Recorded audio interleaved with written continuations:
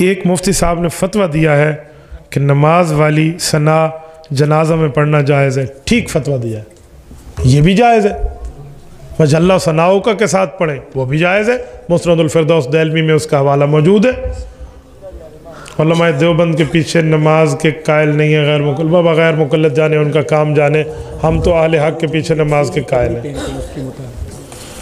सवाल है भाई, पीली पगड़ी मौलाना फजलुर रहमान सब पहनते हैं, तो पीली पगड़ी बाबा पहनना कौन सा मसला है?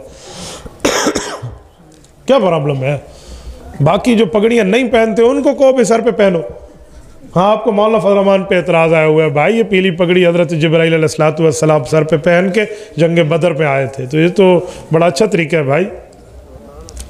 नबी पाक को मुर्शिद और पीर कहना कैसे और इमाम आज़म कहना कैसे है? नबी पाक अलैहिस्सलातु वस्सलाम नबी हैं, इमामुल अंबिया है, इमाम रसुल हैं, नबी आज़म है, रसूल आज़म है, पैगम्बर आज़म है। इमाम आज़म तो इमाम अबू हनीफा है।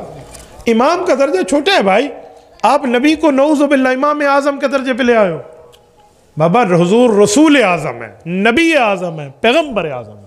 इमाम आज़म तो अबू हनीफा है, वो इमाम है ना उम्मत के इमामों में। सहाबा के बाद बड़ा इमाम कौन? और अगर यही बात है तो कायद आज़म आप मोहम्मद अली जिन्ना को ना कहें। कायद आज़म का माना है बड़ा कायद, वो तो फिर हुज़ूर हुए। तो सादे मुस्लिम लीग के कायदों में कायद आज़म मोहम्मद अली जिन्ना थे। ऐसे ही है। मैं हैरान हूँ इस गैर मुक़ल्लिदीन पे। इमाम आज़म कहते हैं शिरक है, और सऊदिया वालों से रियाल रहते हैं तो उनके मौलवी को मुफ्ती आज़म कहते हैं, वो जायज़ है। उधर मुफ्ती आज़म कहना रियालों की वजह से जायज़ है, तो भाई साहबा के शागिर्द को इमाम आज़म कहना भी जायज़ है।